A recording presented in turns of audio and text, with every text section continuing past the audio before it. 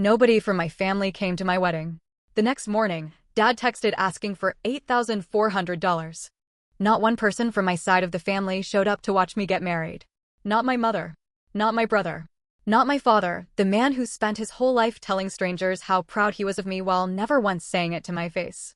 18 hours after I walked down that aisle alone, he texted me asking for $8,400. I sent him one. 21 days after that, he was standing in my front yard with 2 police cruisers, trying to have me arrested. Stick around, because the way this ends is not the way he thought it would. When I turned into my own street that afternoon, the first thing I registered wasn't my father. It was the lights, red and blue, washing across my neighbors' front windows, across their faces as they stood frozen in their doorways trying to figure out what kind of trouble had landed on their quiet block. My husband's car was parked at a crooked angle in the driveway, like he'd thrown it into park without checking the wheel. And there, planted in the middle of the lawn I'd mowed myself 2 weekends earlier, was Eduardo Flores. 61 years old. Retired high school principal. The kind of man whose name alone opened doors in our town. He was talking with both hands, the way he always did when he was building a case for himself, aiming every gesture at the officer standing across from him. He caught sight of me stepping out of the car, and I watched that smile spread across his face, a smile I had spent 38 years learning to translate. It only ever meant one thing. Gotcha. The officer, his name tag read McCann, started walking toward me, and I could read his posture before he said a word. He'd already absorbed one version of events, and he wasn't sure yet what to make of it. "Ma'am," he said, "your father says you transferred money out of his account without his permission. We're looking at a felony here." Felony. That word landed somewhere behind my ribs. 14 years of active duty.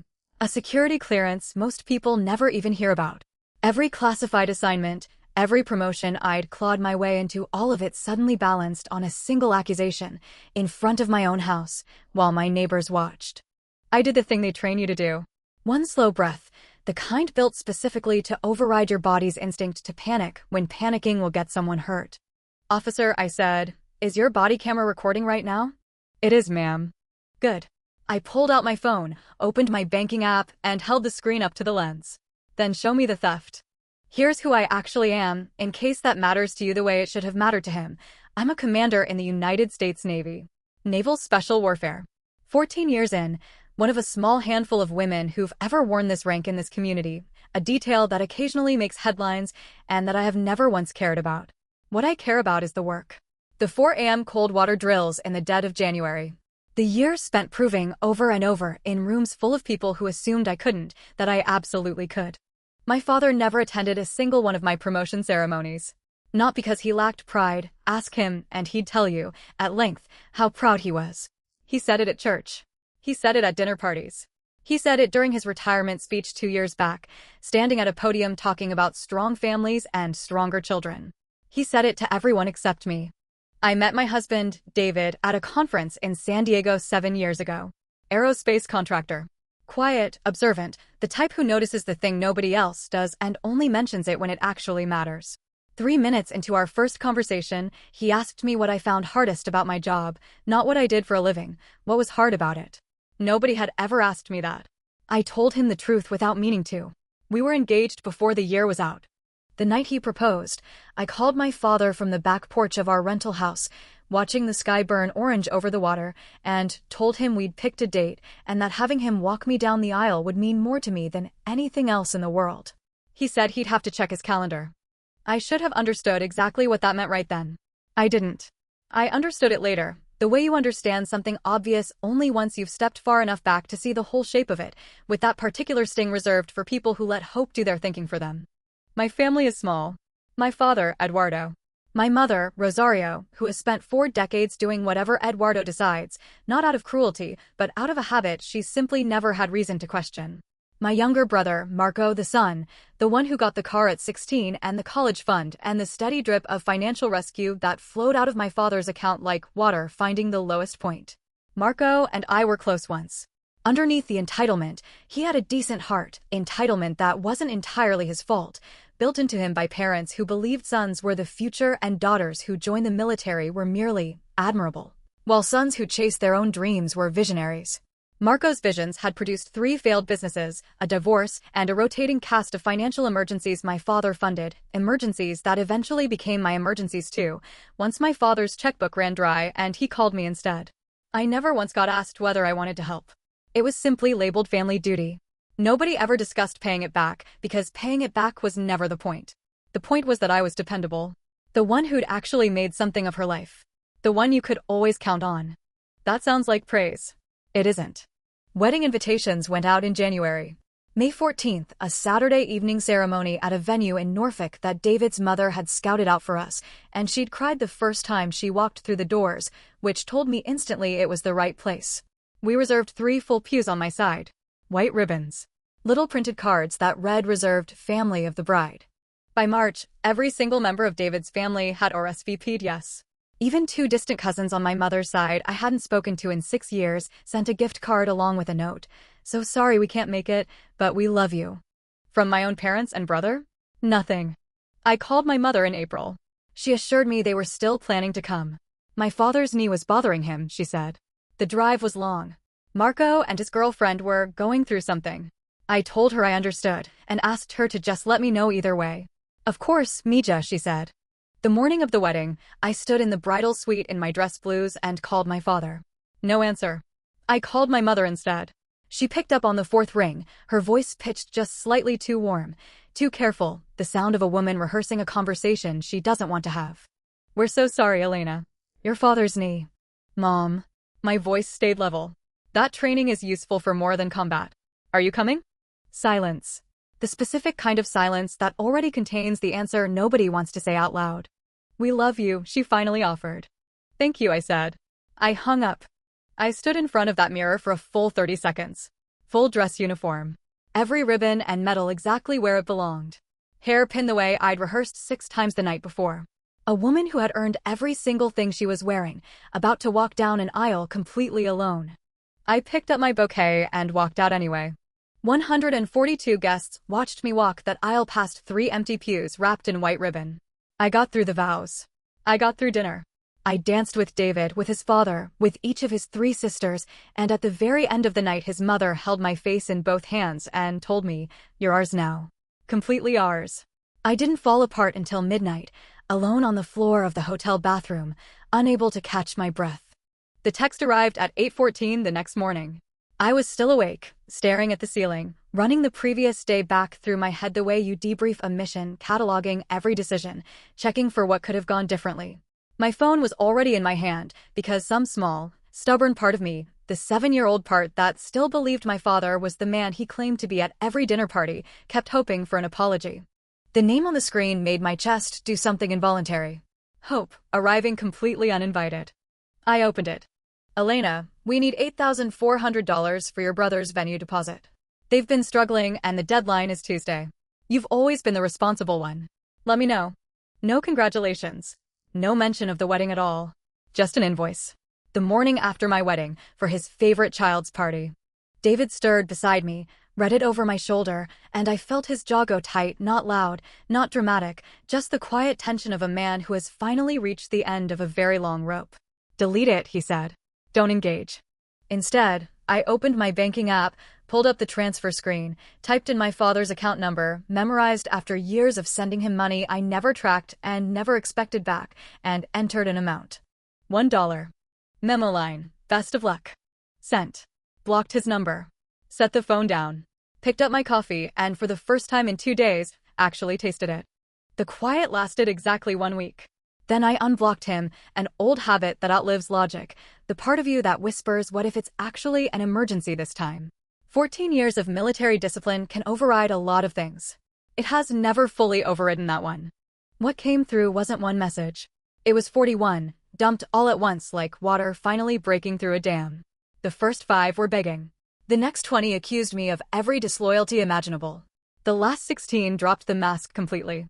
Selfish little girl.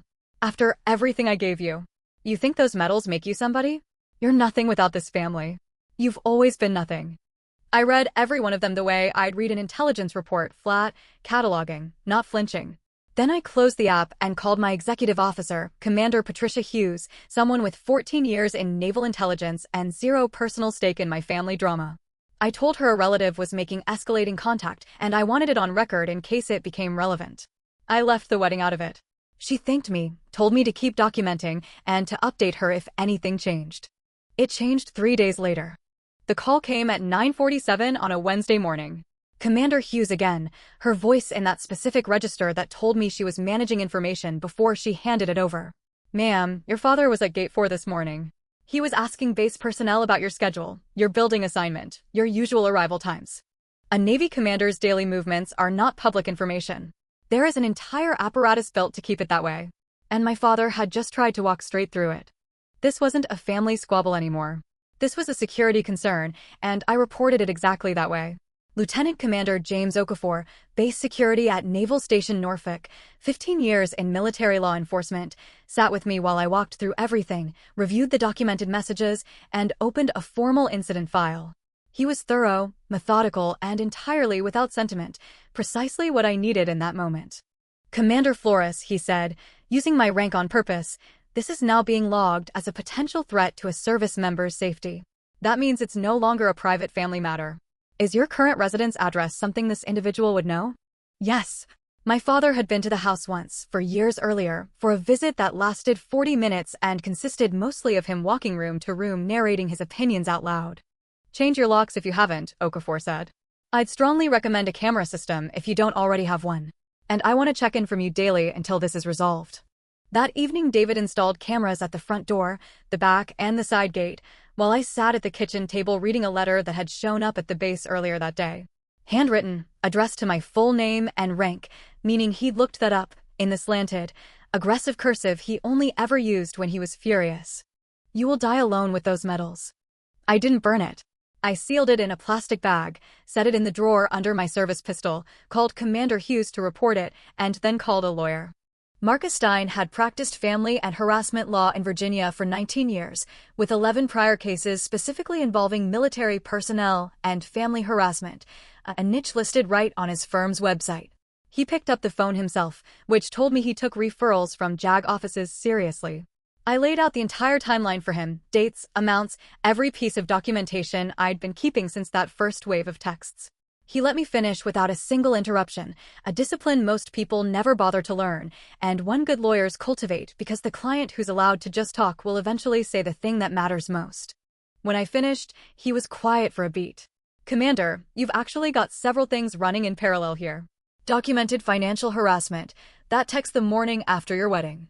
Documented threats, the letter.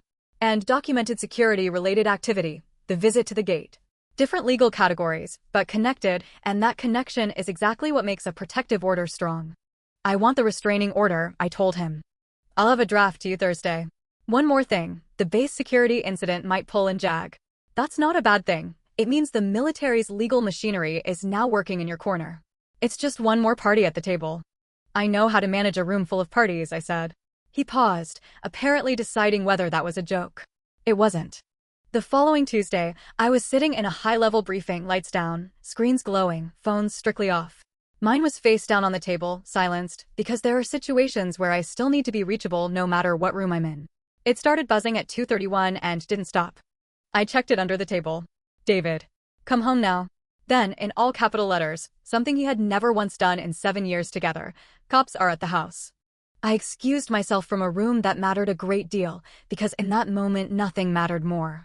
The drive home should have taken 14 minutes. I made it in 9.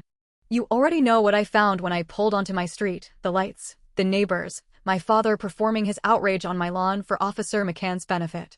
What I haven't told you yet is what it actually felt like, stepping out of that car and watching 42 years of family mythology collapse into one single image, a man who never once showed up for me, standing in my own yard, trying to weaponize the very institution I'd given 14 years of my life to in order to destroy me. McCann approached with the word felony already loaded in his mouth. I took one breath, and I asked about his camera. I held my phone up to the lens, banking app open, transaction history visible, and scrolled to the date in question, the morning after my wedding. Recipient, Eduardo A. Flores. Account number matching exactly what my father had given the officer. Amount, $1. Memo, best of luck. McCann studied the screen. Careful guy, mid-40s, the look of a man who'd been doing this job long enough to recognize a story that was quietly falling apart in real time. He checked the date. He checked the amount. He checked the recipient, the same account my father had claimed was stolen from. Then he looked at my father, whose face had gone the color of wet concrete. "This isn't theft," I said. "This is $1, sent from my own account to my own father's account, using the number he gave you, with my own authorization. That is, by definition, the opposite of theft." I let that sit for a second. What this actually is harassment. And I'm filing a report. When McKen turned back to my father, his voice had changed entirely, the particular chill of a professional who's just realized he's been used. "Mr. Flores, you filed a false police report and wasted this department's time and resources. This is a civil dispute, and nothing you gave us supports the claim you made." I watched my father's expression fracture in stages. The confidence went first, then the composure, and underneath both of those, something raw I had genuinely never seen on his face in 42 years of knowing it. "She's lying," he said, stepping toward me. "After everything I paid for everything I gave her, she sends me $1. Like I'm nothing. Like I'm..." "Stop." I didn't raise my voice. I used the command voice, the one built to cut through helicopter rotors at 300 feet, the one you develop over years and can't fully switch off even when you want to. He stopped. Not because he wanted to. Because that voice, coming from where it came from, isn't something people ignore. "Get off my property." The officers moved in on either side of him, not grabbing, just present, which is usually enough. He let himself be walked back to his car. At the curb he turned, one hand on the door handle, looking at me with the exact expression of a man who has just lost a fight he was certain he'd win and hasn't figured out yet whose fault that's going to be. "You think those medals make you better than me?" I stood on my porch, the lights still strobing, the neighbors still frozen in their doorways. "No, Dad. They just mean I earned this." He got in the car. As he pulled away, I saw him pick up his phone. I went inside. David made coffee. Neither of us said anything for a while, and that's one of the things I genuinely love about him. He understands that not every silence needs filling. Then I called Marcus and told him to file the restraining order immediately. Then I called Okafor and briefed him on what had just happened. Then I called my mother. I hadn't spoken to her since the morning of my wedding, when she'd told me she loved me instead of telling me she was coming. She picked up on the second ring. "Elena." Her voice already careful, already braced. "Mom. Dad just filed a false police report against me at my house, felony theft. He drove 3 hours to do it. Before that, he showed up at my base asking personnel about my schedule and where I work." Silence. "He also sent me a threatening letter. It's in an evidence bag right now. I'm filing for a restraining order tomorrow, and I wanted you to hear it from me first." Her voice, when it finally came, was barely above a whisper. "Elena, he loves you. He just..." "Mom." I cut her off gently, the way you'd stop someone about to step off a curb without looking. "I know he loves me, in whatever way he's capable of. I'm not arguing that. I'm telling you what he did. That's a separate thing. Both can be true at once." Longer silence. "He was so hurt," she finally said, "about the $1. I thought through every possible response to that sentence. I thought about 3 empty pews wrapped in white ribbon. About the hotel bathroom floor at midnight. About a text at 8:14 a.m. asking me for $8,400 for someone else's wedding, the morning after mine got no one. "Goodbye, Mom," I said. "I love you." And I hung up. The judge granted the restraining order that Thursday. A 2-year protective order requiring my father to stay a minimum of 500 feet from me, from my home, and from my place of duty. The false report earned him a formal citation from the Norfolk Police, which Marcus submitted to the court as additional evidence. Officer McCann's own incident report, including his account of the banking evidence and my father's reaction to it, went in as supporting documentation, alongside Okafor's 19-page security file documenting the gate breach, flagged as something that could escalate to federal charges if the behavior continued. The week after the order was granted, my father's attorney called Marcus asking about a path to resolution. Translation: he wanted to apologize. I looked out my front window at a yard that finally looked like a yard again. No lights, no neighbors watching from their doorsteps. "Tell him the order stands for its full term," I said. "Tell him I wish him well. Tell him I'm not interested in talking right now." He never called back.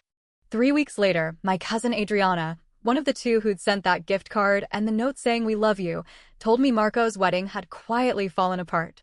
The venue deposit had never actually been paid because the $8,400 my father had demanded from me never materialized from anywhere.